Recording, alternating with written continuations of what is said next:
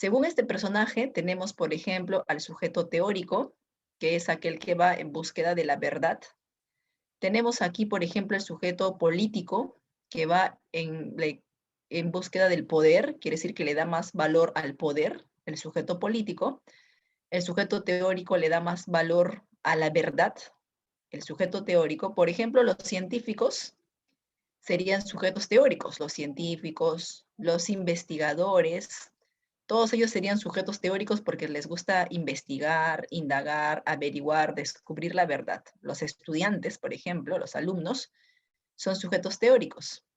En cambio, el político, congresistas, alcaldes, por ejemplo, militares, ellos gustan principalmente del poder, del querer mandar o dominar a otras personas. Entonces le dan mayor valoración al poder, ellos serían catalogados según Spranger como el sujeto político. El sujeto estético es aquel que le gusta contemplar la belleza, contemplar el arte, o va en búsqueda de la belleza del arte. Bueno, tenemos a los artistas, a los cantantes, a los escultores, a los pintores. Ellos serían sujetos estéticos. El sujeto religioso es aquel que va en búsqueda de un ser divino, de un ser espiritual. Dentro del grupo de sujetos religiosos tenemos, por ejemplo, a los sacerdotes, a los creyentes, a los cardenales, al obispo, al arzobispo, todos ellos son sujetos religiosos. El sujeto social es aquel que le gusta ayudar a los demás de manera desinteresada. Busca siempre ayudar al prójimo. Por ejemplo, tendríamos a los filántropos. El filántropo es aquella persona que ama al prójimo, por lo tanto, donan oxígeno, por ejemplo, de manera desinteresada, y hay varios casos de personas que han donado oxígeno o dinero para comprar, en este caso, oxígeno. Donan frazadas, agua, cuando hay, por ejemplo, huaico.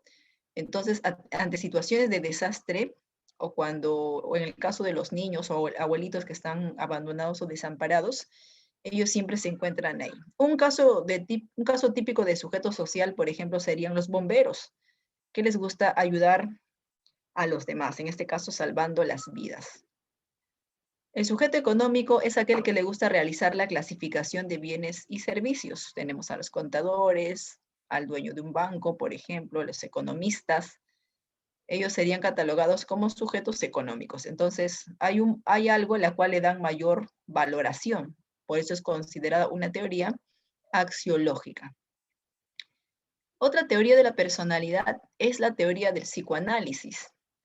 El psicoanálisis tiene como representante a Sigmund Freud y su teoría se basa en el estudio del inconsciente, o sea, le va a dar más importancia al inconsciente, ya que Freud considera que nuestro comportamiento tiene que ver con algo que no nos damos cuenta, a la cual le llamó el inconsciente. El psicoanálisis no solamente es una teoría de la personalidad, también es una escuela psicológica. Aparte de ser una escuela psicológica, también es un método terapéutico. Recuerda que Freud trabajó con pacientes que sufrían de histeria. Freud, junto con Martín Charcot, ambos pertenecientes al psicoanálisis, tanto Freud como Martín Charcot trabajaron con pacientes que sufrían de histeria, actualmente llamado neurosis. Trabajaba con pacientes que sufrían de neurosis. Recuerda que un paciente que sufre de neurosis es aquel paciente que sufre, emocionalmente sufre, o sea, llora de la nada, entra en crisis o en conflicto de la nada, bueno, aparentemente de la nada, porque Freud dice de que hay una causa inconsciente que ha reprimido, que no se da cuenta, y producto de eso, hoy en día ha desarrollado esta persona neurosis o histeria. Entonces Freud curaba a varios pacientes que sufrían de este trastorno emocional, de este trastorno de ansiedad. Para ello aplicaba métodos. Por ejemplo, tenemos el método del psicoanálisis, la hipnosis. Tenemos otro método llamado asociaciones libres, que consistía en una lista de palabras. Freud le daba una lista de palabras al paciente y el paciente tenía que decir la primera palabra que se le viene a la mente. Por ejemplo, ¿cuál es la primera palabra que se te viene a la mente ante la palabra colegio? ¿Cuál es la primera palabra que se te viene a la mente ante la palabra universidad? ¿Cuál es la primera palabra que viene a tu mente ante la palabra mamá o ante la palabra embarazo? Entonces uno tenía que decirlo de forma rápida para que de esa manera salga el inconsciente. Luego Freud interpretaba y así la persona solucionaba algún conflicto de ansiedad o neurosis que padecía. Entonces, es un método terapéutico, es una escuela psicológica, ¿verdad? Es considerada la primera, en este caso la primera fuerza, no la primera escuela, la primera fuerza en psicología, porque revoluciona la mentalidad de una sociedad, sobre todo revoluciona la medicina, ya que en esa época, cuando surge el psicoanálisis, a muchas dolencias o malestares los médicos no podían curarlo y Freud a través de este método logró solucionar el problema de varios pacientes. Entonces, es considerada la primera fuerza en psicología, una escuela psicológica, una teoría de la personalidad. Para entender mejor su teoría, Sigmund Freud habla de dos esquemas. En el primer esquema divide la conciencia en tres partes. En la parte consciente, en la parte preconsciente y en la parte inconsciente. ¿Qué cosa viene a ser la parte consciente? La parte consciente es aquella parte de la cual nos podemos dar cuenta de la realidad. Por ejemplo, ahorita estamos conscientes. Sabemos qué hora es aproximadamente, sabes qué curso estás llevando en estos momentos y te das cuenta de quién se encuentra a tu alrededor. Estás consciente, ¿verdad? Una persona dormida no estaría consciente. Una persona drogada no estaría consciente. Una persona sonámbula tampoco estaría consciente, menos un alcohólico. Pero si ahorita tú ahorita sí estás consciente porque te das cuenta de lo que sucede a tu alrededor. La parte preconsciente es la parte donde se encuentran todos nuestros recuerdos, datos almacenados. Por ejemplo, ¿quién es el representante del condicionamiento clásico? Tú sabes que es Iván Pavlov, ¿verdad? ¿Quién es el representante del condicionamiento operante? En el caso del condicionamiento operante, el representante es Skinner, ¿cierto? Entonces, esos datos, Pavlov, Skinner, fórmulas que tú ya te has grabado en la memoria, todos los datos que están en tu memoria forman parte de tu preconsciente. Los datos o recuerdos almacenados están en el preconsciente. Obviamente, si tú los recuerdas, lo que está en el preconsciente sale a la parte consciente. Mientras que está almacenado, está en el preconsciente. Y cuando lo recuerdas, sale a la parte consciente. Luego tenemos la parte más importante de su teoría, que es la parte inconsciente. Es la parte más profunda de la conciencia, donde según Freud se encuentran nuestros deseos reprimidos, nuestros deseos ignorados, que no sabemos. Este inconsciente puede salir a través de equivocaciones que cometemos al momento de hablar o a través de equivocaciones que cometemos al momento de escribir. Por ejemplo, si un niño en lugar de preguntar a qué hora es el recreo, se equivoca y dice a qué hora es la salida, ese lapsus, esa equivocación se llama acto fallido. ¿Y qué cosa dice Freud? Que la palabra que nos hemos equivocado es lo que verdaderamente deseábamos, ¿verdad? Así que si en lugar de decir a qué hora es el recreo, dice a qué hora es la salida, entonces en realidad este niño, ¿qué cosa deseaba? La salida. Estaba pensando principalmente en la palabra que se ha equivocado. Ese deseo lo ha reprimido en su inconsciente y todos nuestros deseos salen a través de ese lapsus. Entonces, cuando una persona se equivoca y menciona el nombre de otra persona, es porque inconscientemente pensaba, en este caso, en la otra persona que se equivocó. Bueno, desde el punto de vista, en este caso, freudiano. En la actualidad su teoría está bastante criticada, bastante cuestionada. Antes era bastante aceptado, incluso muchas terapias se hacían de la manera que realizaba Sigmund Freud. Entonces, en el primer esquema tenemos a estos tres elementos de la conciencia, ¿ya? Ahora, estos tres elementos de la conciencia también lo representa de esta manera, como un iceberg.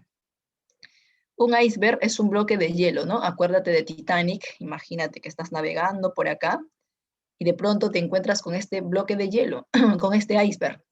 Entonces Freud, a la parte del iceberg que se puede ver, a la parte del bloque de hielo que se puede ver, Freud lo llamó la parte consciente. Quiere decir que la parte consciente es la parte que se puede ver, que nosotros sabemos qué es lo que está pasando. Podemos visualizarlo porque somos conscientes de lo que ocurre alrededor. En cambio, esta parte de acá lo llamó la parte preconsciente. La parte preconsciente es, según este gráfico, es la parte de las olas del mar. Las olas del mar suben y bajan, ¿verdad? Quiere decir que hay una partecita del iceberg que a veces se ve y a veces no se ve. Igual que el preconsciente, ¿no? Cuando te acuerdas algo, se ve, y cuando no te acuerdas, obviamente no se ve. Entonces, en el preconsciente estaban todos los recuerdos, y es muy parecido a las olas, que se manifiestan o no se manifiestan nuestros recuerdos, que se ven o no se ven como las olas del mar, nuestros recuerdos. Pero hay una parte del iceberg que no se puede ver. Obviamente la parte más profunda del iceberg no se puede ver. A esa parte, ¿cómo lo llamó Freud? El inconsciente. Y es la parte más importante, ¿verdad? No olvides que el inconsciente no solamente sale a través de los actos fallidos, el inconsciente también sale a través del sueño. Según Freud, todo lo que soñamos son deseos que han sido reprimidos en nuestro inconsciente. Todo lo que soñamos son cosas que no se pueden cumplir estando despierto. Entonces, como no se pueden cumplir estando despierto, las cosas que deseamos se cumplen en nuestros sueños. Entonces, el inconsciente también se manifiesta a través de nuestros sueños o a través de actos fallidos, equivocaciones al momento de hablar. Este es el primer esquema. En el segundo esquema, Freud divide la conciencia nuevamente en tres partes. Lo divide en la parte llamado yo, conocido también como ego, en la parte del ello, conocido también como it, y en la parte del super yo, conocido también como superego. Estos tres elementos vamos a mencionarlo a continuación, ¿ya? Mira, se ha graficado, se ha representado de esta manera, ¿ya? ¿Por qué de esta manera? Lo que pasa es que el super yo es aquella parte de tu conciencia que busca que tú te portes bien. Quiere decir que es como el angelito de tu conciencia. Cada vez que tú te portas bien, eres amable, eres responsable, devuelves el vuelto de más que te han dado, tú devuelves. Cada vez que tú buscas portarte bien porque tienes valores, porque tienes virtudes, es que ha predominado tu super yo, o sea, el angelito de la conciencia que siempre te dice, pórtate bien, eso no se hace, haz siempre lo correcto, no te olvides, pórtate bien. Entonces, todo lo bueno que en estos últimos días hemos presentado es gracias a la influencia de nuestro super yo, de la parte de la conciencia llamada super yo.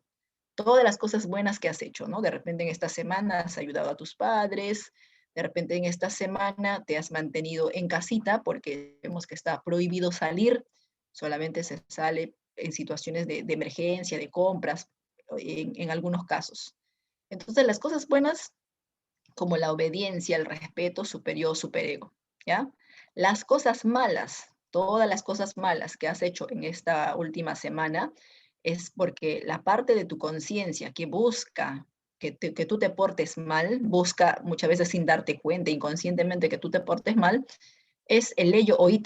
Al ello oíd se le considera como el diablito de nuestra conciencia. Quiere que te portes mal, que seas un chismoso, un infiel, un desleal, que te quedes con el vuelto, te haces el dormido para que no te cobren el pasaje, todo lo malo, ¿verdad? Todo lo malo, en este caso, estaría influenciado por el ello oíd. Y quien tiene que decidir es este sujeto que está al medio. Nuestro yo tiene que decidir. Nuestro yo tiene que decidir a quién le hace caso. Si le hace caso a la parte buena de la conciencia para que tenga acciones buenas, o le hace caso a la parte mala de la conciencia y realiza acciones malas, ¿verdad? ¿Y cuántas veces nosotros hemos tenido que decidir? Cuando una persona nos da vuelto de más, pensamos, ¿no? A ver, ¿qué hago? ¿Le devuelvo? ¿Le aviso? Señora, se ha equivocado, por más que yo necesite dinero, ¿le aviso? ¿Le digo? ¿O me quedo con el dinero y salgo corriendo antes que se dé cuenta? Mejor me escapo, ¿verdad? O sea, alguna vez seguramente te has puesto a pensar entre hacerle caso al diablito de tu conciencia o hacerle caso de repente al angelito de tu conciencia. Lo mismo, ¿no? Te quedaste dormido y no le quieres pagar el pasaje al cobrador. Este de acá, en este caso, ha predominado. Pero si te has quedado dormido y aún así le has dicho, señor cobrador, cóbrese, no me ha podido cobrar, cóbrese. Y nos sinceramos y le pagamos, entonces superyo o superego, ¿verdad? Todas las acciones buenas. Es por eso que superyo o superego es conocido también como el arma moral o la conciencia moral. Nos censura nuestra conciencia. Si hacemos algo malo, el super yo no lo permite, porque él es el que causa el remordimiento de la conciencia. Y si tú alguna vez has tenido remordimiento de la conciencia es porque has atentado contra tus propios valores, contra tus propios ideales. ¿cierto? En cambio, al it o ello no le importan las consecuencias, solamente le importa a sí mismo, es egoísta, solamente busca su agrado, su placer. Es por eso que se rige bajo el principio del placer, mientras que el superego o superior se rige bajo el principio del deber, quiere decir que hace lo correcto, hace lo que debe ser, y si es posible, se sacrifica. Por ejemplo, nuestros padres, muchos de nuestros padres están influenciados por el superego o superyo, porque se sacrifican, sacrifican su hambre, sacrifican sus necesidades, hasta sacrifican sus antojos con tal pues de darle algo a sus hijos. Muchos de nuestros padres se sacrifican, por eso es que ellos están influenciados generalmente por el superego, superyo. Generalmente, ¿no? Profesora, pero yo observo que hay padres que son alcohólicos, que prefieren estar con sus amigos, la mamá que para en el tragamonedas, en la fiesta de amanecida, esas excepciones de padres irresponsables estarían influenciados ¿por quién? Por el id o ello, ¿verdad? El id o ello, regido por el principio del placer, es egoísta, es impulsivo, es instintivo, porque ni siquiera le importan las consecuencias. En cambio, super yo, super ego, busca un yo ideal, un yo perfecto, lleno de valores, llena de virtudes, y si por ahí alguien le ofrece portarse mal, se siente muy mal, le remuerde en este caso la conciencia. Y nosotros, o sea, nosotros, nuestro yo, es quien va a decidir a cuál de los dos le hace caso. A ver, acá tenemos un poquito más de la teoría. En el segundo esquema, en esta división topográfica, en el segundo esquema nos habla entonces del super yo, quien decide obviamente es el ego yo, y por acá tenemos al id o ello. El id o ello, el super yo, super ego usa el principio del deber, hace lo correcto, por ejemplo, devuelve el vuelto, por más que necesita, ya por más que necesita, no es que, uy, me dieron vuelto de más, es mi día de suerte, no, por más que necesita, así le dan 100, 200 o 300 soles de más, por más que él necesita, hace lo correcto, lo que debe ser. Bueno, a muchos políticos les ha faltado eso, ¿no? Ahora con el escándalo de la vacuna, a muchos se han olvidado sacrificarse por los demás. Muchos se han olvidado, por ejemplo, hacer lo correcto, hacer lo que debe ser, por más que necesiten las vacunas, porque todos necesitamos. Entonces, acá la persona siempre hace lo correcto. Se encuentra dinero, devuelve. Se cae la billetera de alguien, le pasa la voz. Porque está buscando, repito, un yo ideal lleno de valores, esta conciencia moral, se sacrifica con tal de ser un sujeto virtuoso. En cambio, el id o ello, pues ya les he dicho, ¿no? Es egoísta, se comporta como un niño, es impulsivo. Este id o ello posee dos instintos. Un instinto de vida, llamado eros, y un instinto de muerte llamado tánatos. Cada vez que busca satisfacer su hambre, satisfacer su sed, es que el id o ello está buscando vivir, porque tú sabes que la alimentación genera vida, y la bebida también genera vida. Entonces, cuando come, cuando duerme, cuando bebe, está llegando a satisfacer su vida, por lo tanto está haciendo uso del eros o instinto de vida. El id oyo tiene otro instinto que es el instinto de muerte o tánatos. Cada vez que el id agrede, destruye, insulta, ofende, maltrata o se automaltrata, entonces en ese momento está aflorando su instinto de muerte o tánatos. Cuando comes, aflora el instinto de vida o eros. Cuando no comes, no comer es una forma de destruirnos también, ¿verdad? Cuando no comes es una forma de destruirnos o autodestruirnos. Ahí está aflorando tánatos. Entonces, tenemos estos dos instintos. La satisfacción de los instintos genera una energía sexual, la llamada libido, que luego vamos a mencionar en las etapas del desarrollo psicosexual planteadas por Freud. Acá tenemos al superego superior, que es conocido como el arma moral o la conciencia moral, porque tiene que ver con la ética, con las virtudes, con los valores, con los ideales y el cumplimiento de los valores. Acá está lo que les manifestaba, las etapas del desarrollo psicosexual. Según Freud, tenemos 5 etapas del desarrollo psicosexual. A la primera etapa se le conoce como etapa oral. La etapa oral se presenta desde el nacimiento hasta aproximadamente el primer año. Se llama así etapa oral porque, como puedes observar en el gráfico, en esta etapa la zona placentera del bebé es la boca. ya que el bebé, debido al reflejo de succión, disfruta tomando la teta de la mamá. Entonces la zona erógena o la zona placentera va a ser la boca. Va a experimentar placer alrededor de la boca al estar en contacto con la teta de su mamá. Va a estar feliz, va a estar contento, se observa una alegría, un regocijo al estar pegado a la teta de la mamá. Si tú agarras a este bebé y lo sacas de su teta, lo destetas, si tú lo destetas, el bebé pues va a entrar en crisis, en conflicto, y si tú lo regresas a su teta, va a estar feliz, ¿verdad? Va a estar contento. Todos nosotros hemos pasado por la etapa oral, todos nosotros hemos realizado este reflejo llamado reflejo de succión. Hasta ahí todo está bien, ¿no? El bebito está feliz pegado a la teta de la mamá. Pero en algún momento el bebé empieza a morder, ¿verdad? A los 5 o 6 meses, un poquito más en algunos casos, el bebé empieza a morder el pezón de la mamá. Y obviamente eso le duele a la mamá, le incomoda, ¿no?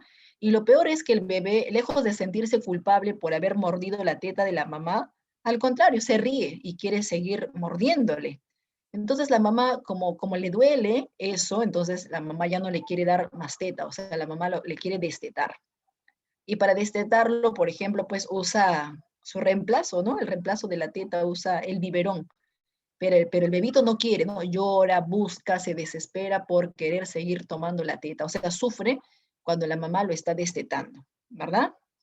Entonces, cuando hay destete, la energía sexual llamado libido se incrementa y es muy probable que esta persona se quede fijada o enraizada en la etapa oral. O sea, al no superar el conflicto, al no superar el destete, puede ser que se quede fijada o enraizada en la etapa oral.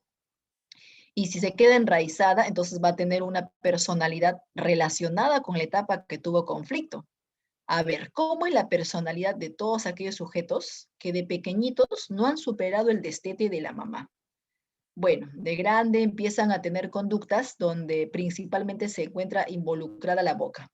Si no han superado el destete, de adultos pueden ser sujetos alcohólicos, pueden ser sujetos que comen demasiado, que beben demasiado, que escupen a cada rato, son sujetos que insultan demasiado, son sujetos que mastican chicle a cada rato. Una señorita o un jovencito que está cada rato masticando chicle, desde el punto de vista freudiano, es porque esta señorita de pequeñita no ha superado el destete, no ha superado que le quiten de la boca su teta, entonces en reemplazo de la teta está masticando el chicle a cada rato. Un alcohólico, igual, ¿no? Desde el punto de vista freudiano, un alcohólico ha tenido problemas en su etapa oral, no ha superado el destete que la mamá le hizo. Entonces, en reemplazo de la teta, ahora pues toma la cerveza, la botella y se lo lleva a la boca para experimentar placer, similar a lo que le ocurría en los primeros años.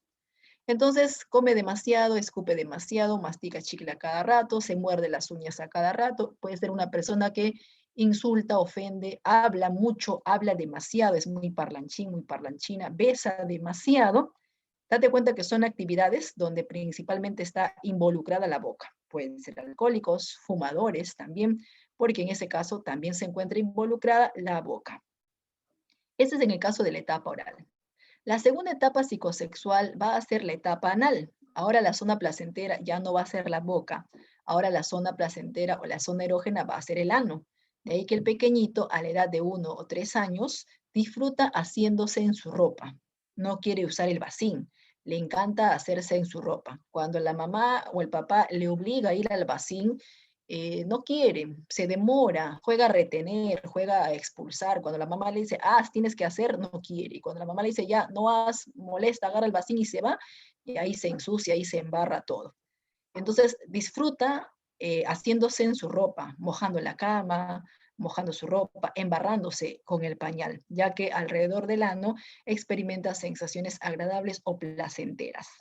Pero obviamente eso a la mamá le incomoda o al padre, ¿no? Porque tiene que limpiar todo lo que se ha ensuciado, ¿verdad?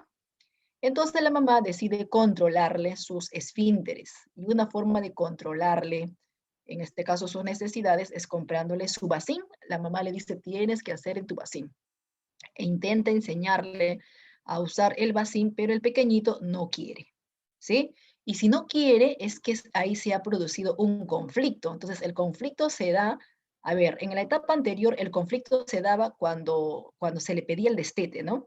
Pero en esta segunda etapa el conflicto se da cuando quieren controlarle sus necesidades, cuando quieren controlarle sus esfínteres. ¿Qué significa control de esfínteres?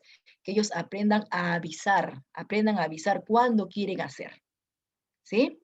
A ver, por acá me están mencionando que, me dice profesora, mi hermanito no quiere que lo vean cuando hace en su pañal.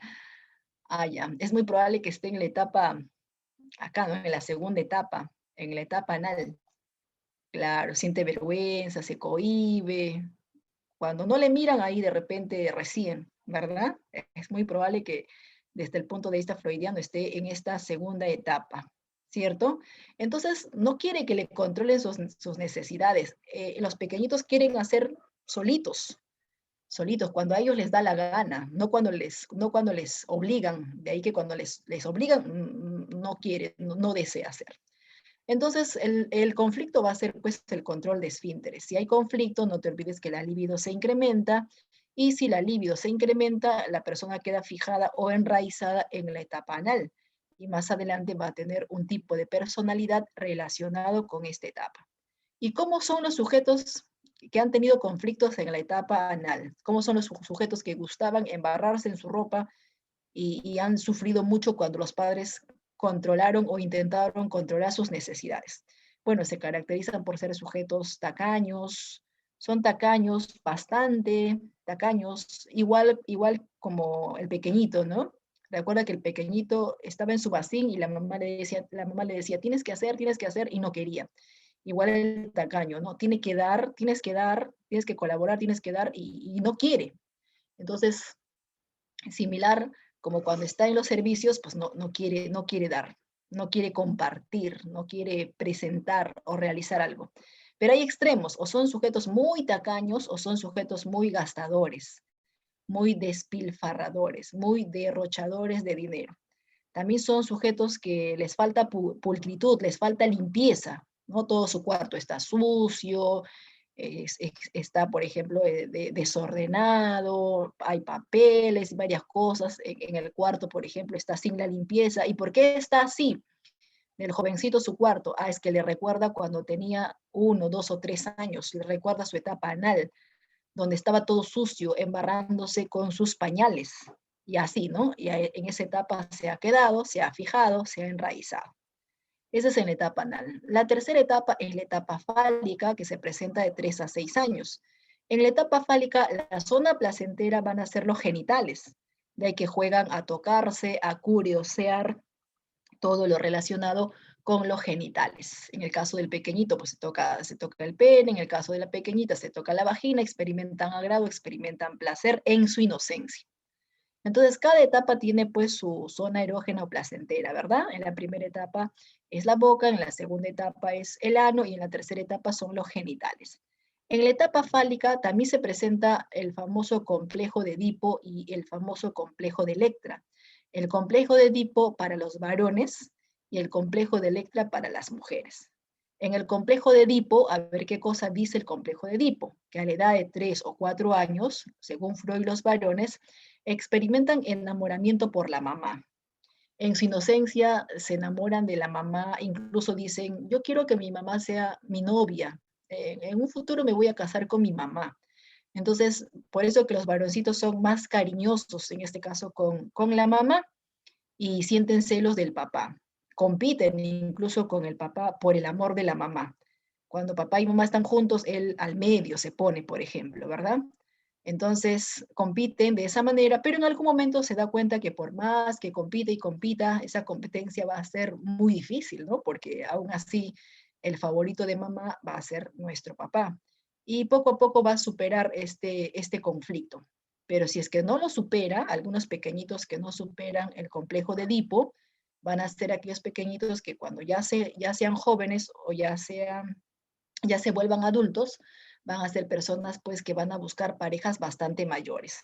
Los varones que salen con parejas bastante mayores es porque han tenido problemas en su etapa fálica, en el complejo de Edipo, no lo han superado, y es por eso que ahora buscan mujeres mayores en reemplazo de la mamá que no han podido tener de pequeñitos. Algo similar ocurre en las mujeres. En las mujeres existe también un enamoramiento hacia el papá, hacia el padre. De ahí que las pequeñitas son más cariñosas con el papá y tratan de llamar la atención del papá. Sienten celos de la mamá, así que la mamá se convierte en su enemiga, compite con la mamá por el amor del padre. Pero en algún momento también se da cuenta que esa competencia, por más que intenta, pues es muy difícil, aparte que la mamá le brinda cuidado, cariño y protección en la casa y poco a poco supera ese complejo de Electra. Pero ¿qué pasaría si algunas mujeres no han superado ese enamoramiento por el padre?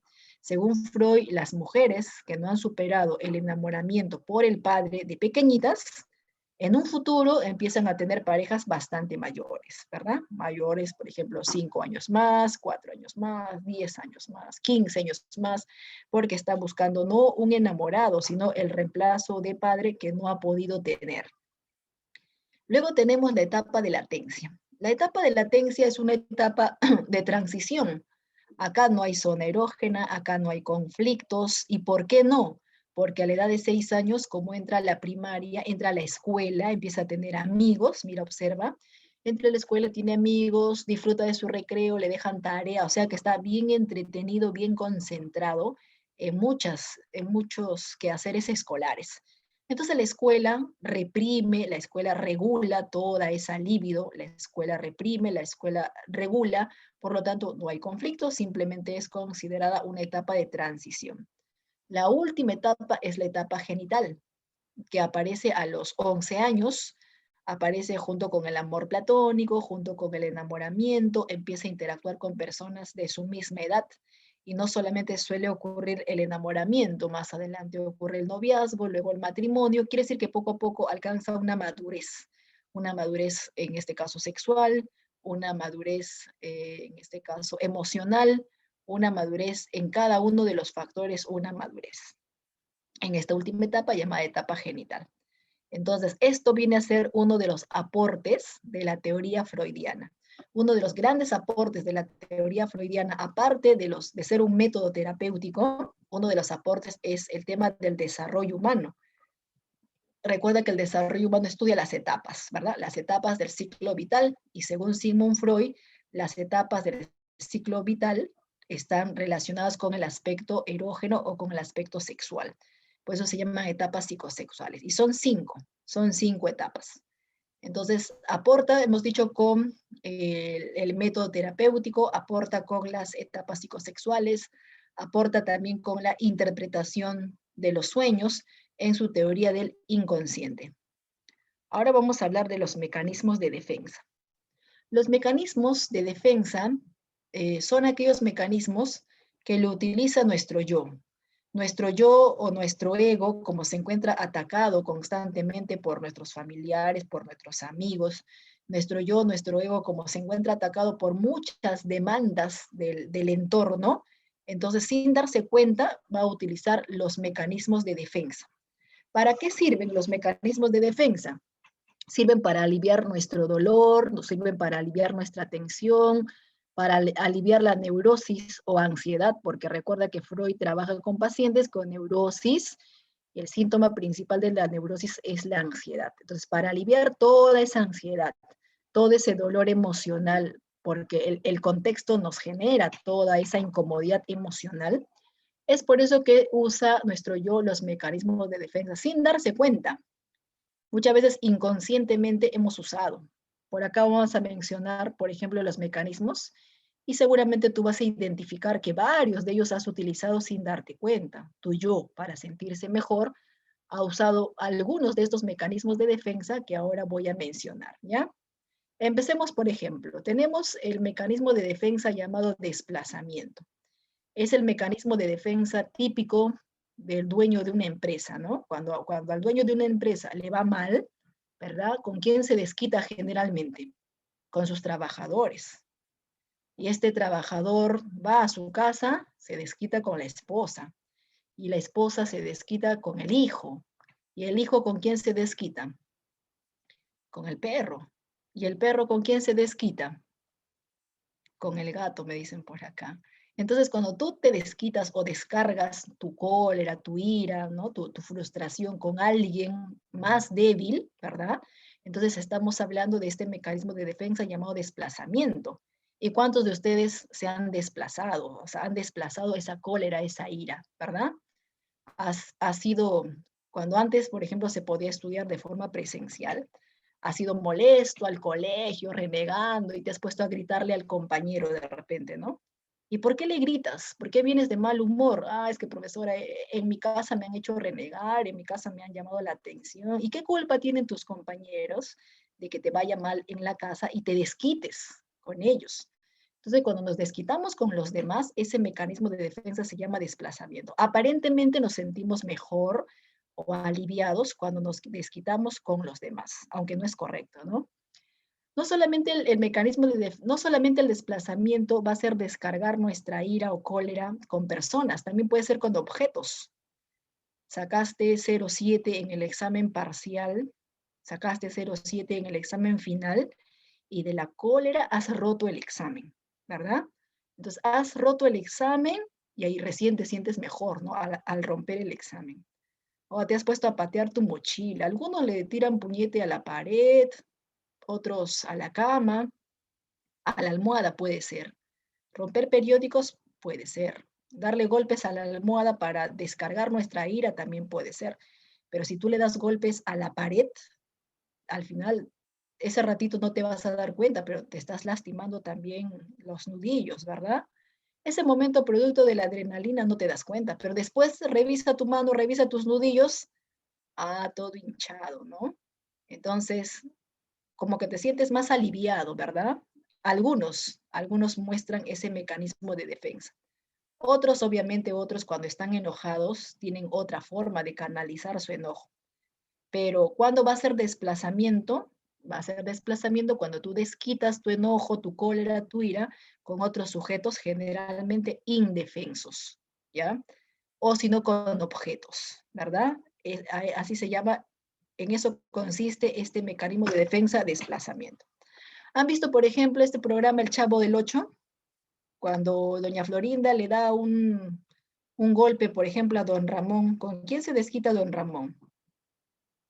Con el Chavo, con Kiko. Bueno, con quien se atraviese su camino, ¿verdad? Y si no está el Chavo y si no está Kiko, ¿con quién se desquita don Ramón cuando le dan de golpes? Con la gorrita, ¿no? Con la gorrita que lleva, lo tira al suelo, lo pisa, lo recontrapisa, lo sigue pisando y luego ya como que se siente más calmado, ¿no? Más aliviado, ¿verdad? En otros países, como en Estados Unidos, para desquitar la tensión, por ejemplo, todos los conflictos, cuando algo nos sale mal, se rompe autos. Pero en otros países, o sea, hay lugares especiales donde tú pagas por romper autos. O sea, pagas una cierta cantidad de dinero por romper la luna de los autos. En la calle no, sino es en un lugar especial, donde la gente paga para romper la luna de los autos y así aliviar toda esa tensión, toda esa frustración, toda esa cólera cuando a veces no nos salen las cosas bien. Entonces, el mecanismo de defensa llamado desplazamiento. ¿Ya, chicos? A ver, otro mecanismo de defensa es la llamada negación. Negación, su propio nombre lo dice, cuando negamos la realidad, cuando no aceptamos y negamos la realidad. Es el mecanismo de defensa típico de las personas que sufren de maltrato por parte de la pareja. La señorita está toda golpeada, ¿no? Toda morada, producto del golpe que le propició la pareja, y ella dice, no, yo estoy bien, no, nadie me ha golpeado. No, yo me he caído, ¿verdad? O con la puerta me he golpeado. Entonces niega, no acepta la verdadera realidad. Su verdadera realidad es que vive una relación muy conflictiva, pero no se da cuenta, no quiere aceptar que su relación es un fracaso. Está lleno pues de mucha violencia. Entonces, esa señorita va a salir de esa relación tóxica el día que acepte la realidad. Por el momento está manifestando este mecanismo de defensa llamado negación. O sea, se pone toda esa coraza, todo este caparazón y no se da cuenta de su verdadera realidad. No olvidemos que el maltrato físico o psicológico no solamente lo padecen las mujeres, también hay casos de varones, ¿verdad?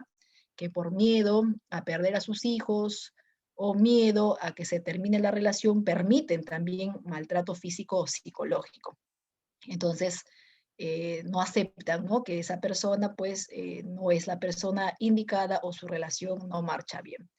En la actualidad, un mecanismo de defensa también llamado negación, en la actualidad lo usan muchas personas que están perdiendo sus familiares. Tú sabes que producto de este virus, muchas personas han perdido padres, abuelos, hermanos, cuñados, por ejemplo, y cuando uno pierde un familiar, al principio presenta este mecanismo de defensa, o sea, no acepta que el familiar ya murió, no acepta que el familiar ya dejó de existir, no lo acepta. Entonces, en su tristeza, en su desesperanza, se pone a llorar pensando de que en algún momento va a venir o se va a levantar, le va a buscar. No acepta que el familiar ya dejó de existir, que parte de repente de lo que nos está tocando vivir actualmente si nos descuidamos, va a suceder pues que la persona deje de existir. Entonces, la negación sucede con muchas personas que pierden sus familiares. No aceptan, ¿no?, que el esposo ya murió, que el abuelito ya dejó de existir y se aferran a su existencia cuando es una forma de mecanismo de defensa para no sufrir más, para no llorar más y para aliviar esa neurosis. El otro mecanismo de defensa se llama regresión. Regresión consiste en regresar, como dice su nombre, regresar, en retroceder a etapas anteriores. Se supone que tú te tienes que comportar como una persona de la edad que tienes. Si tienes 15 años, si tienes 17 años o si tienes 19 años, te tienes que comportar como una persona de la edad que tienes. Pero si tú te comportas como un niño, si tú te comportas como una niñita, entonces estás retrocediendo, regresando o retrocediendo a etapas anteriores, ¿verdad? Estás en la adolescencia. ¿Cuál sería la etapa anterior? Niñez. Así que si el compañero, por ejemplo, se comporta como un niño o la señorita se comporta como una niña, hace sus rabietas, saca la lengua, no le prestan el lapicero y ella dice, ya no me junto contigo. Entonces, cuando nos comportamos como niñitos, en ese momento presentamos regresión. La regresión lo puede presentar un adolescente, lo puede presentar un adulto, si es que se comporta como un niño. Pero un niño también puede manifestar regresión. Por ejemplo, un niño de 8 años tiene que comportarse como una persona de 8 años. Pero si a la edad de 8 años se comporta como un bebito, ¿verdad? A la edad de 8 años no quiere cambiarse solo y quiere que la mamá le cambie y empieza a comportarse como un bebito, ese mecanismo de defensa se llama regresión, porque él a los 8 años está en la niñez y al comportarse como un bebito está retrocediendo a la infancia. Y eso suele ocurrir, chicos, cuando a veces hay un nuevo hermanito. Cuando el hijo es hijo único, todo el mundo le presta atención. Y cuando tiene un hermanito, ya nadie le presta atención. Ahora todos prestan atención al bebé, ¿no? A ver, préstamelo, qué bonito, yo le cargo. Y el hijito mayor de 8 años, abandonado en la esquina, el pobre, ¿no? Entonces, para buscar la atención de los demás, sobre todo de los padres, empiezan a comportarse como bebitos. Empiezan a mojar la cama, empiezan a decir, no puedo cambiarme solo, empieza a pedir que le den su comida, que le hagan comer en la boca, entonces está retrocediendo. Presenta la regresión debido a la presencia del hermanito. No te preocupes, Will, no te preocupes, se entiende tu justificación. Sí se entiende. Listo, llevamos 3 mecanismos, ¿verdad? Desplazamiento, que era descargar nuestra cólera, nuestra ira con sujetos indefensos o con objetos. Negación, no aceptar nuestra verdadera realidad. Regresión, comportarnos como niños. Proyección es culpar a los demás de nuestros defectos, culpar a los demás de nuestros errores. A ver, pórtate bien, jovencito, y en vez de que el jovencito diga, sí, profesora, me voy a portar bien, el jovencito le dice a su compañero, ya ves, a ti te están hablando. O sea, le echa la culpa, ¿no? O sea, le estoy llamando la atención a él, pero él se proyecta o le echa la culpa a la otra persona. Cuando culpamos a la otra persona, eso se llama proyección, ¿ya? La señorita lisurienta le echa la culpa a su compañera diciéndole que ella es muy lisurienta, o sea, ve sus errores en otra persona, no en ella misma o no en él mismo. Entonces, cuando criticamos a los demás nuestros propios defectos, cuando criticamos a los demás, le decimos, qué corrupto es cuando nosotros somos corruptos, qué inmoral es cuando nosotros somos de repente inmoral, entonces estamos manifestando la proyección. Si yo me equivoco al escribir y en vez de decir, sí chicos, yo me equivoqué, yo digo, no chicos, la culpa lo tiene la secretaria o la culpa lo tiene las diapositivas. La computadora tiene la culpa, le estoy echando la culpa a la computadora, ¿verdad? Eso también se llama proyección, culpar a los demás de nuestros errores, proyectar o culpar a los demás de nuestros defectos. Y la represión es el olvido inconsciente. Cuando olvidas llamar a esa persona, cuando olvidas pagarle a esa persona, cuando olvidas la cita con esa persona, hablando de cita, uy, quedé hace una hora y recién te acuerdas, ¿no? Entonces es porque en el fondo te has olvidado, porque en el fondo no querías ir, en el fondo no te gustaba esa persona. Entonces el olvido inconsciente es que tú te olvidas porque en verdad no querías acordarte de ello. La formación reactiva consiste en presentar conductas completamente opuestas de forma exagerada, conductas completamente opuestas de forma exagerada. Por ejemplo, si nuestro peor enemigo se sienta a nuestro costado, en vez de reaccionar de forma incómoda, de forma fastidiada, reaccionamos de forma completamente opuesta, o sea, muy amable, ¿no?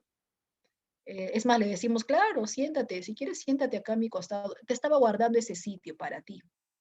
Así que siéntate, ¿no? Es más, tómate, te presto, te regalo mi lapicero. O sea, si es nuestro peor enemigo, en lugar de actuar de forma muy hostil, estamos actuando de forma muy, pero muy amable, excesivamente amable, ¿verdad? Entonces presentamos una reacción completamente opuesta para sentirnos mejor, completamente opuesta y exagerada, ¿verdad? Y la racionalización consiste en una justificación aparente para sentirnos mejor. O sea, justificamos de forma aparente algo para sentirnos mejor. Por ejemplo, postulamos a una empresa buscando trabajo y esa empresa no nos llama. Y para no sentirnos mal porque la empresa no nos ha llamado, ¿qué cosa decimos?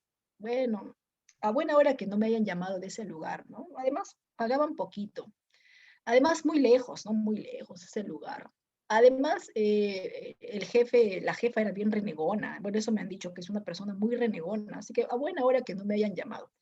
Entonces, eso se llama racionalización. O sea, nos justificamos para sentirnos mal ante el rechazo, porque si no hubiéramos querido, no hubiéramos postulado a ese lugar, a esa empresa. Pero para sentirnos mejor, ¿no? Para sentirnos mejor ante el rechazo, porque no nos han llamado, nos justificamos, ¿verdad? Igual el jovencito, ¿no? Se declaró a la señorita y la señorita no le aceptó. Y para no sentirse mal, el jovencito dice, pensándolo bien, a buena hora que no me haya aceptado, porque mirándolo bien, no era tan bonita, ¿no? Bien renegona era, bien tóxica era, no, no. Entonces, qué bien que no me haya aceptado, ¿no? Entonces, no quería, después de todo no quería. Entonces, nos justificamos para sentirnos mejor, porque en el fondo sí deseábamos que nos acepte, porque si no, no nos hubiéramos declarado, pero nos justificamos. Cuando queremos algo, no lo logramos y luego nos justificamos para evitar la frustración, eso se llama racionalización, ¿verdad?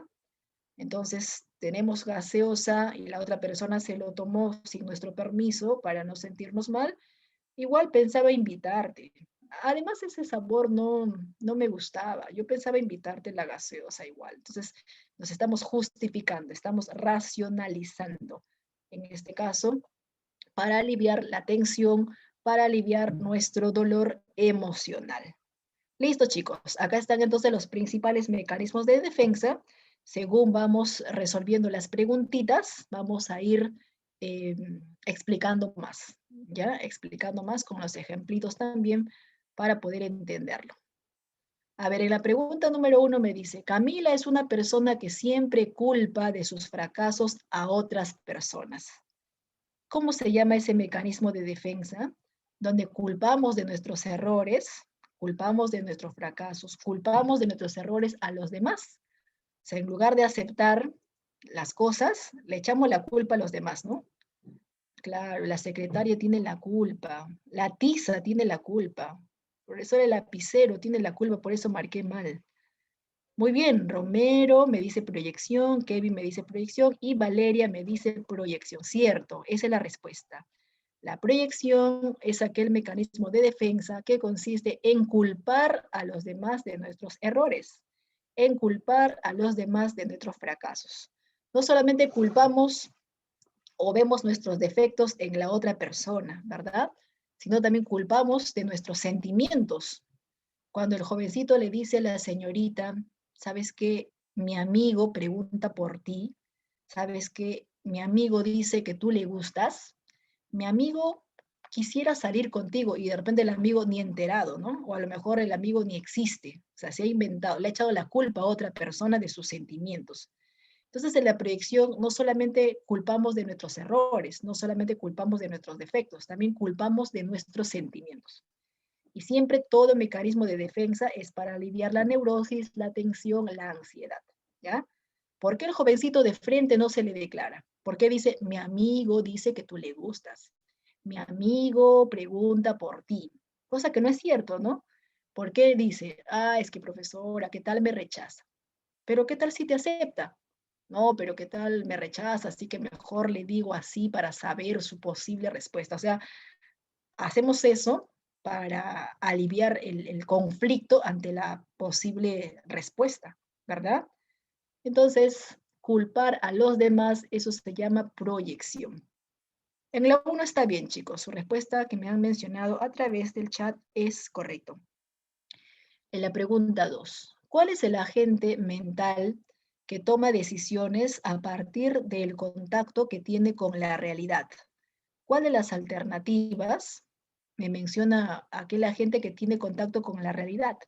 Por ejemplo, según Kevin me dice el ego, tiene contacto con la realidad. Vamos a verificar si la respuesta de su compañero es correcta o no. Will, ¿tú también te animas por el ego? Sí, ¿verdad?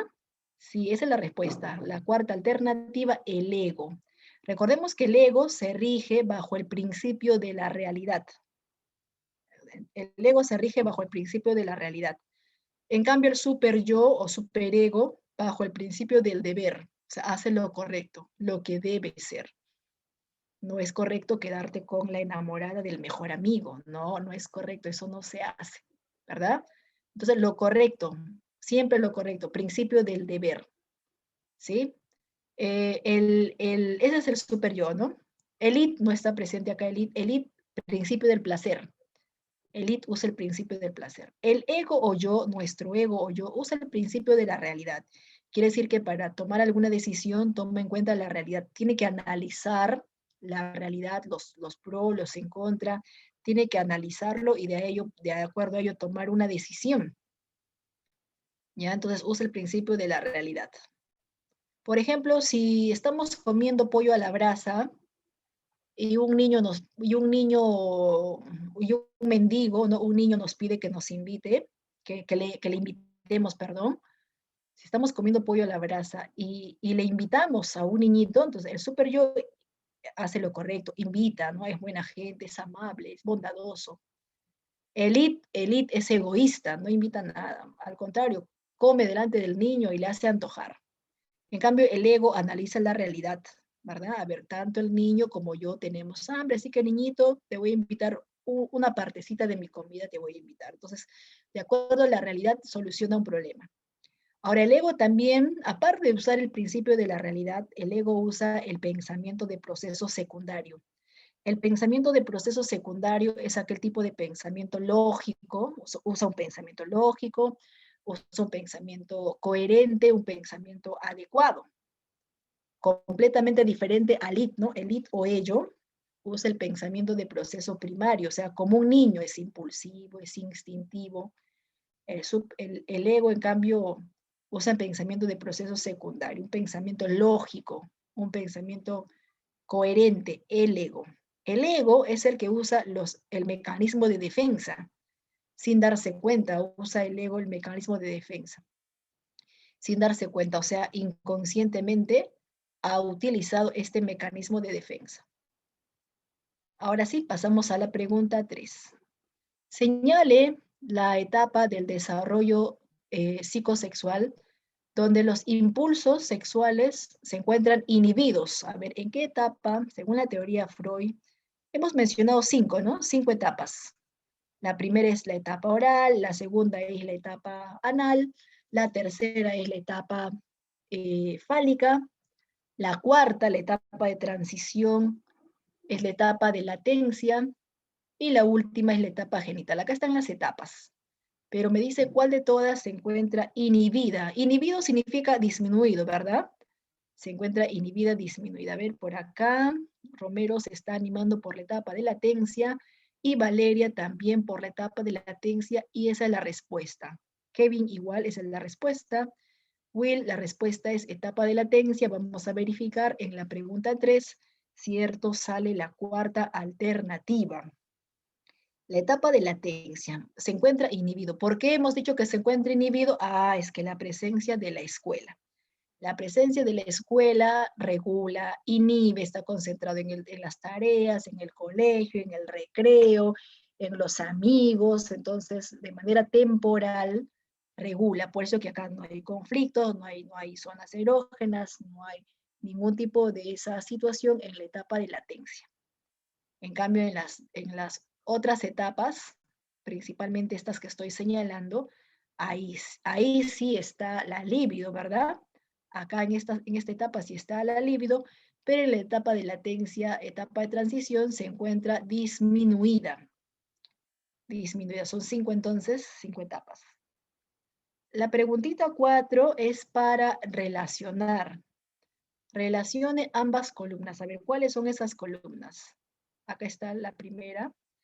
Me habla, por ejemplo, de las partes de la conciencia, ¿no? El ego, que usa el principio de la realidad, el id, que usa el principio del placer, id o ello es lo mismo, id o ello es lo mismo, chicos, el super yo o superego, que usa el principio del deber, el arma moral, la conciencia moral, porque está muy relacionado con los valores, ¿verdad?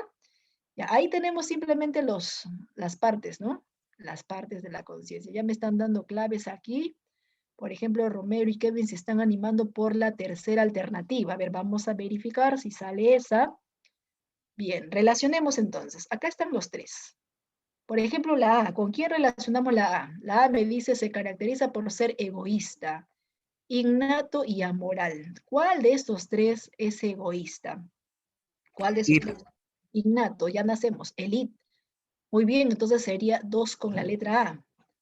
2 con la letra A. Elite es egoísta, Elite no tiene valores, es mentiroso, Elite es infiel, es chismoso o chismosa, porque es impulsivo, impulsiva, se deja llevar por todos esos impulsos. Elite. Entonces, la 2 sería con la A. Hasta ahí vamos bien. Y la B, ¿cuál de todos está constituido por el yo ideal? Es más, busca la perfección de la conducta. El yo ideal es la perfección, quiere decir que lleno de valores. Para alcanzar el yo ideal, la persona tiene valores. Es más, se sacrifica con tal de que esta persona alcance ese yo perfecto o yo ideal. Bueno, si elegimos con los de arriba, la segunda, la letra B, le corresponde al superego. El superego, super yo, con tal de ser esa persona perfecta, en este caso, sin defectos, lleno de virtudes, se sacrifica. O sea, es muy importante el sacrificio recién para alcanzar el yo ideal. Sería entonces 3 con B, ¿cierto? Y la C hace uso de los mecanismos de defensa cuando se siente amenazado, cuando entra en conflicto. Hace uso de los mecanismos de defensa el ego. Nuestro ego o nuestro yo usa los mecanismos de defensa inconscientemente, sin darse cuenta, porque se siente amenazado. Y para que no entre en tensión, para que no entre en neurosis, para que no desarrolle histeria, entonces ha usado esos mecanismos de defensa, ¿verdad? Ahora sí, entonces sus compañeros me dijeron la alternativa C, vamos a verificar. C dice 1 con C. Está bien. 2 con A. También es correcto. 3 con B. También es correcto, chicos. Y por acá mencionamos, para que puedan verificar, de color amarillito, ¿verdad? Es cierto, en la pregunta 4 la respuesta es la alternativa C. Pasamos a la pregunta 5. En la 5 me dice, señale el mecanismo de defensa que reorienta los deseos reprimidos hacia actividades socialmente aceptadas. A ver, acá hay un nuevo mecanismo de defensa. Ya hemos explicado la racionalización, ¿verdad? Pero aquí hay un nuevo mecanismo de defensa, la sublimación. La regresión también hemos explicado en qué consiste. La proyección, todos ellos hemos explicado en qué consiste, pero lo único que nos faltaba explicar era la sublimación. Y es cierto, Will, eso es la respuesta, la sublimación. ¿En qué consiste ese mecanismo de defensa? Así como dice en la pregunta 5. Consiste en realizar conductas socialmente aceptadas. Consiste en realizar conductas socialmente valoradas. Hacemos conductas socialmente aceptadas para no pensar en aquellas actividades no aceptados. O sea, reprimimos las actividades no aceptados, reprimimos todas las actividades no aceptadas y lo cambiamos por una actividad socialmente aceptada, ¿ya? A ver, por ejemplo, ¿qué cosa es aceptado y qué cosa no es aceptado? Vamos a ver ejemplitos para que se pueda entender. Porque este es el mecanismo de defensa, chicos, típico de los sacerdotes. Los sacerdotes presentan sublimación. Los sacerdotes, para no pensar en chicas, los sacerdotes, para no pensar en enamoradas, se subliman. Para no pensar en chicas, lo que pasa es que la sociedad no ve con buenos ojos que los sacerdotes se enamoren o que los sacerdotes tengan pareja. Bueno, al menos en nuestro país. Porque hay países, por ejemplo, donde otras religiones sí están permitidas, incluso que los sacerdotes se casen y tengan hijos. En nuestro país no. Entonces se escandalizan, ¿no? Si un sacerdote sale con una chica, la abraza, le da un besito, se va a la playa, se toma un selfie, la sociedad se escandaliza. Entonces, ¿qué hacen los sacerdotes? Para no pensar en chicas, para no pensar en enamoradas, hacen conductas socialmente aceptadas. Se ponen a rezar, se ponen a orar con tal de no caer en tentación. Se ponen a rezar, se ponen a orar con tal de no pensar en esos pensamientos insanos, supuestamente impuros que la sociedad condena. Y como la sociedad condena, lo tiene que reprimir y cambiar por otras actividades que sí son socialmente aceptadas. A ver, otro ejemplito, ¿ya? Por ejemplo, otra conducta no aceptada. Otra conducta no aceptada es que los varones se pongan a espiar a las señoritas en los vestidores. Espiar a las mujeres cuando están desnudas, eso es un comportamiento socialmente no aceptado, ¿verdad? Espiar a las chicas en los vestidores, espiar a las señoritas cambiándose, ahí con tu espejito en el colegio, de repente tratando de mirarla, eso socialmente no está aceptado. Entonces, algunos que hacen, con tal de no pensar en este comportamiento, o con tal de no seguir haciendo este comportamiento, algunos se subliman para no pensar en chicas desnudándose. De repente un jovencito ha decidido dedicarse a la pintura, ha decidido dedicarse a la escultura, pero resulta que hace escultura de mujeres desnuda. O cuando dibuja su pintura, dibuja mujeres desnudas. Bueno, si dibuja mujeres desnudas o si hace escultura de mujeres desnudas, eso sí es aceptado, ¿no? Claro, profesor, es un arte. Yo pagaría por esa escultura, profesor, es un arte, ¿verdad? Entonces, hacer esculturas o hacer pinturas de mujeres con ropa o sin ropa es arte.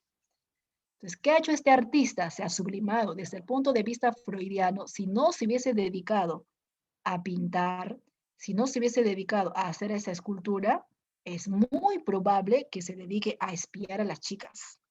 O sea, ha realizado una conducta que sí está permitido, que es el arte, para no pensar en espiar a las mujeres que lo ha reprimido, ¿no? Lo ha ocultado. Otro ejemplito más. Según Freud, por ejemplo, un carnicero se sublima. Un carnicero se dedica a la carnicería porque si no se dedicara a la carnicería, sería un psicópata en serie. ¿Has visto al carnicero cómo corta la carne? ¿Cómo descuartiza la carne? En términos freudianos, si no se hubiera dedicado a ser carnicero, probablemente hubiera sido un psicópata en serie. Entonces, inconscientemente ha reprimido toda esa violencia y lo ha transformado en un trabajo que es socialmente aceptado, el ser carnicero. Entonces, ha realizado una conducta sí aceptada para no pensar en la otra conducta no aceptada, ¿ya? Profesora, pero mi tío es carnicero, entonces ya lo vamos a botar de la casa, ¿no? Porque usted me está diciendo que a lo mejor es un psicópata en serie. Vuelvo a repetir, la teoría freudiana en la actualidad está muy cuestionada. Hay cosas que coinciden, pero eso no significa que nuestro familiar necesariamente sea así, ¿verdad? Listo. A ver, un boxeador también se ha sublimado. Si no se hubiera dedicado al arte de boxear, hubiera sido una persona que en la calle busque pleitos a medio mundo.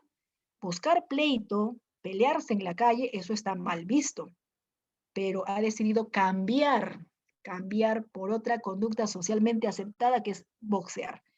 Y el boxeo sí está admirado, sí es admirado. Incluso es considerado un deporte, ¿verdad? Entonces, ese mecanismo de defensa se llama sublimación. Y quizás tú también presentas la sublimación.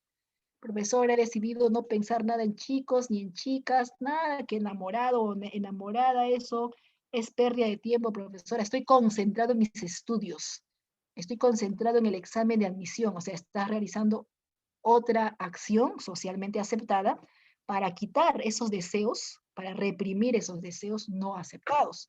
Es probable que nosotros también en algún momento cuando hemos practicado algún deporte, hemos presentado la sublimación. O cuando nos hemos concentrado en un 100% en nuestros estudios, hemos realizado la sublimación. Respuesta entonces la segunda alternativa en la 5. 6. ¿Cómo se llama aquel mecanismo de defensa llamada formación reactiva? Bueno, te pregunta, ¿no? ¿Cuál de los enunciados me hace referencia a la formación reactiva? Acá están las alternativas. ¿Y cuál de todas sería un ejemplo de formación reactiva? La última. Sí, sería la última. Romero, está bien tu respuesta. Sería la última. ¿Ya? La D. Claro, la D. A ver, la A me dice realización de deseos insatisfechos o inaceptables en contenidos constructivos. Esto es lo que acabamos de explicar, ¿no? La sublimación. La A es la sublimación, cuando hacemos algo constructivo o algo socialmente aceptado para no pensar en lo no aceptado, para no pensar en lo insatisfecho, eso se llama sublimación. La A es sublimación, la B es represión, el olvido, ¿no? El olvido inconsciente. La B es represión. La C, expresión de comportamientos correspondientes a estadios anteriores. Bueno, si nosotros retrocedemos o tenemos conductas pertenecientes a etapas anteriores, regresión. La C sería regresión. Y obviamente la clave es la cuarta alternativa, ¿verdad? La formación reactiva consiste en la realización de una acción opuesta, completamente opuesta y exagerada, ¿verdad? Completamente opuesta y exagerada. En vez de reaccionar con cólera, reaccionamos de forma muy amable. ¿Sí? El peor enemigo nos dice, préstame tu lapicero. Sí, cómo no. Es más, no te presto, te regalo. ¿Cuántos lapiceros quieres? 1, 2, 3. Y también te invito a gaseosita. ¿Qué sabor te gusta? ¿Qué marca te gusta? Pero en el fondo estamos que se pudre nuestro hígado, ¿no? Entonces tenemos una conducta completamente opuesta. Lo opuesto a lo hostil, a lo agresivo, lo opuesto es la excesiva amabilidad, ¿verdad? Por eso que sale la cuarta alternativa en la 6. Acá tenemos un caso de sublimación. La sublimación consiste en la canalización de los impulsos sexuales o agresivos hacia otras actividades socialmente aceptables o aceptadas. Por ejemplo, concentrarnos en el estudio para no pensar en la enamorada o el enamorado. Concentrarnos en el trabajo para no caer en tentación. O practicar algún deporte para no pensar en deseos carnales, ¿verdad? Distraernos en algún pasatiempo para no tener pensamientos supuestamente insanos, ¿cierto? Entonces, este sería ejemplo de sublimación. Entonces, el sujeto, un sujeto, en lugar de estar espiando a las chicas en los vestidores, ha decidido dedicarse a la escultura de mujeres, como en este caso, ¿no? Mujeres desnudas o semidesnudas. Y eso sí es socialmente aceptado, no es cuestionado, considerado un arte, va a ganar dinero, va a ser aplaudido, ¿sí? Entonces, el artista es muy probable que se está sublimando, el deportista también, en términos freudianos siempre, ¿ya? En términos freudianos. En la pregunta 7, Ricardo es una persona mentirosa, lisurienta con sus amigos, probablemente presenta una fijación. ¿En qué etapa? Si le gusta mentir, si le gusta decir lisuras, ¿cuál de todas estas etapas habrá presentado una fijación, un incremento de su líbido? Oral. Muy bien, Will, etapa oral. Etapa oral. Kevin, etapa oral, cierto, ¿no? En la etapa oral, la boca se encontraba, en este caso, involucrada. El conflicto era el destete, el pequeñito no quería ser destetado, sufría si es que la mamá le quita la teta, no quería tomar biberón, quería seguir pegado a la teta, al pezón de la mamá. Entonces, si no ha superado ese destete, de grande empieza a realizar conductas donde la boca se ve involucrada. Entonces, son bien conversadores, parlanchines, habladores, escupen a cada rato, muerden chicle a cada rato, mastican chicle, ¿sí? Y también acá, por ejemplo, el lisuriento, ¿no? En este caso, insulta, agrede, ofende, en este caso con su boca, lisuriento. El mitómano, el que le gusta mentir y mentir y mentir, todas esas mentiras, ¿de dónde sale? De su boca, ¿verdad? Entonces, es probable, pues, que haya tenido problemas en su etapa oral. Habrá que averiguar a qué edad le ha destetado a su mamá. A los 7 meses, a los 8 meses, a qué edad es muy probable que le haya destetado antes, ¿no? Antes del primer año. Es muy probable que le hayan quitado la teta. Hay pequeñitos que toman la teta hasta año y medio, otros 2 años. Por ahí de repente nuestro hermanito 3 años. Pero probablemente si le han destetado antes del primer año es que ha sufrido un conflicto en la etapa oral. En la 7 es la respuesta a la cuarta alternativa. En la 8, con respecto a la etapa fálica, que es la tercera etapa, indique los enunciados falsos. Tenemos que indicar los enunciados incorrectos o falsos. A ver, ¿cuáles son falsos? 1. Las zonas erógenas están compuestas por los órganos genitales. En la etapa fálica, las zonas placenteras o las zonas erógenas eran los órganos genitales. Sí, les gustaba tocarse sus genitales, explorar sus genitales.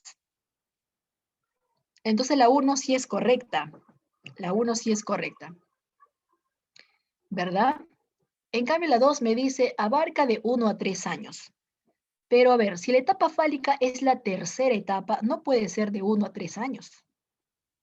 Si es la tercera etapa recién. Entonces no puede ser los primeros años. Los primeros años es la etapa oral. Los primeros años es la etapa anal. Estas dos primeras etapas son los primeros años. La etapa fálica es la tercera etapa. Más o menos, si hablamos de edades, 3, ¿no? 3 a 5 años. La etapa fálica dura de 3 a 5 años. Entonces la 2 es incorrecto. La 2 es incorrecto. Will, ¿te salió la 2? Solamente la 2 me dice que es incorrecto. A ver, vamos a verificar la 3. La 3 me dice, se presenta el complejo de Edipo. ¿En la etapa fálica se presenta el complejo de Edipo? Sí. En la etapa fálica se presenta el complejo de Edipo y se presenta el complejo de Electra.